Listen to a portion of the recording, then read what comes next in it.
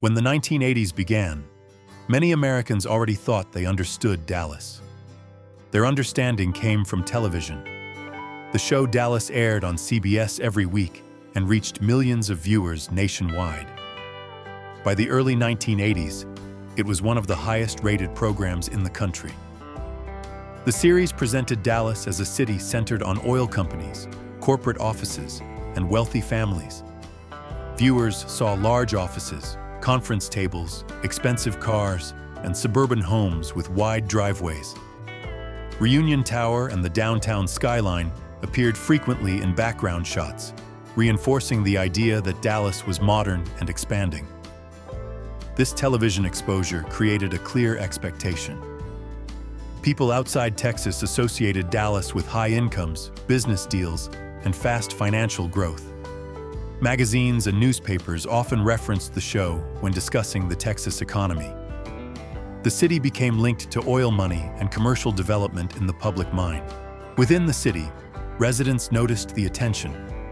Local newspapers tracked new office towers, bank expansions, and corporate relocations in detail. Office addresses downtown carried weight in conversations. Job titles and company names mattered in social settings. Appearances at work became more formal, reflecting expectations tied to professional success. Before you continue watching the video, I'd like you to do me a small favor. If you've ever lived in Dallas, please comment with the number 1. If you grew up elsewhere, please comment below this video. Maybe we have something in common. That focus on office addresses and company names came directly from what was happening in downtown Dallas during the first half of the decade.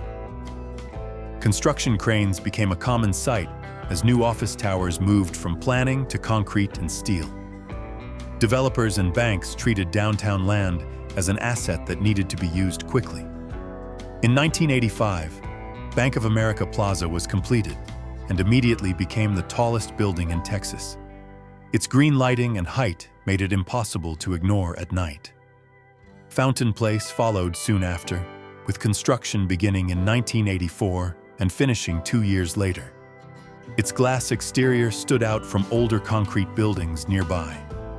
In 1987, Comerica Bank Tower added 60 floors of office space to the skyline. Much of this growth was fueled by savings and loan institutions. Banks such as InterFirst poured money into commercial real estate projects. Loans were approved quickly, often based on projected growth rather than existing demand. Office space was built in anticipation of companies that had not yet arrived. Downtown employment reflected this expansion. Banking, insurance, real estate brokerage, and corporate services drew thousands of workers into the central business district every weekday. Parking garages filled early each morning. Elevators stayed busy from opening hours through late afternoon. Lunch crowds spilled into nearby restaurants, where business discussions continued over short meals. As downtown filled with offices, daily life for most Dallas residents unfolded far from the center. Many families lived in suburbs such as Plano, Richardson, and Garland. Single-story houses with attached garages lined long residential streets. In the early 1980s, a typical home in these areas sold for around $60,000 to $70,000, putting ownership within reach for households with steady incomes. Cars were essential. Commuters relied on North Central Expressway and LBJ Freeway to move between suburbs and downtown. Large sedans dominated the roads. Cadillac Seville and Lincoln Town Car were common choices, especially among professionals working in banking and real estate. Pickup trucks remained popular, but the image of success increasingly involved a full-size car with a quiet interior and a wide front seat. Shopping centered on indoor malls. Valley View Mall in North Dallas and Big Town Mall in Mesquite attracted families on weekends. Department stores such as JCPenney and Sears served as anchors. Food courts offered quick meals between errands. A Big Mac at McDonald's cost about $1.65. making it a standard lunch for workers and students alike. Credit cards were widely used for furniture, electronics, and clothing. Success was visible through purchases rather than savings. New cars appeared regularly in driveways. Renovations followed home purchases. Daily routines reinforced the belief that steady work would continue to support this level of consumption. When offices emptied in the late afternoon, Dallas did not shut down. The rhythm simply shifted. Traffic moved away from downtown and toward neighborhoods where restaurants, bars, and clubs filled quickly. For many professionals, evenings were an extension of the workday rather than a break from it. In uptown Dallas, steakhouses and cocktail lounges became regular meeting places. Restaurants near McKinney Avenue filled with men in suits and women dressed for business dinners. Steak dinners were expensive but common. A full meal with drinks could easily pass $30 per person, which was accepted as part of maintaining professional relationships. Business conversations continued over food, often leading to future deals or introductions. Hotels near downtown also played a role. Bars inside major hotels hosted visiting executives and local managers. These spaces were quiet enough for conversation and formal enough to match business expectations. Drinks were poured generously, and tabs were often paid with company expense accounts. Further east, Deep Ellum offered a different atmosphere. The neighborhood became known for live music during the 1980s. Blues and rock clubs attracted younger crowds and musicians from across Texas. Parking was informal, streets were crowded, and music spilled outside the venues.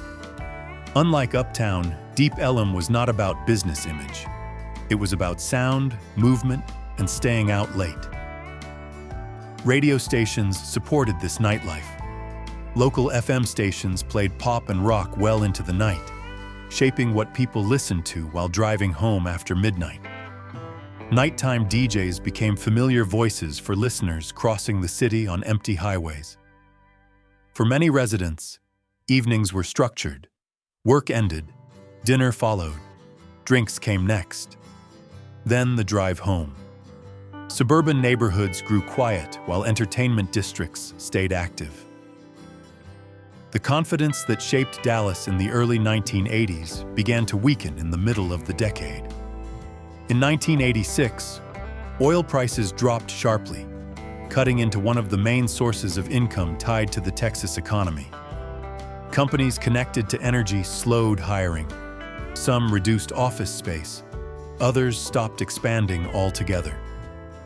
Downtown Dallas felt the shift first. Newly completed office towers did not fill as quickly as developers had projected.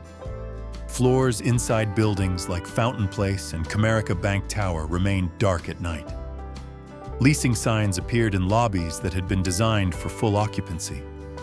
Parking garages that once filled before 8 in the morning now had open levels well into the workday. The savings and loan crisis accelerated the downturn. Financial institutions that had funded much of the real estate boom began to fail.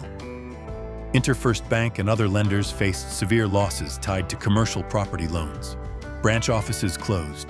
Employees were laid off with little warning. Office workers who had felt secure only months earlier began clearing desks. Construction sites across the city stalled. Projects that had been announced with confidence were left unfinished. Steel frames stood without glass. Empty lots replaced planned developments. In some cases, fences remained up for years, marking places where growth had stopped mid-process. Suburban effects followed. Homeowners who had bought near the top of the market found themselves owing more than their houses were worth. Sales slowed in Plano and Richardson. For sale signs stayed in front yards longer.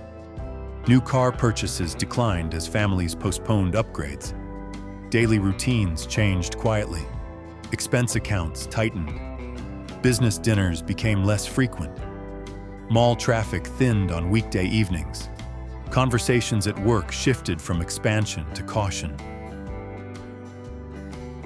As the 1980s moved toward their final years, Dallas adjusted to a slower and more restrained pace.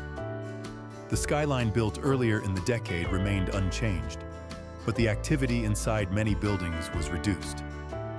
Office towers along downtown Dallas no longer symbolized expansion. They became reminders of how quickly conditions had shifted. Neighborhoods in Plano, Richardson, and Garland reflected this adjustment. Houses that had sold easily earlier in the decade stayed on the market longer. Some families moved after job losses in banking or real estate. Others stayed and focused on paying down debt. Home improvement projects were postponed. New furniture purchases declined. The idea of constant upgrading faded. Commercial districts also adapted. Valley View Mall continued operating, but foot traffic was lower than in its peak years. Some smaller stores closed as leases expired.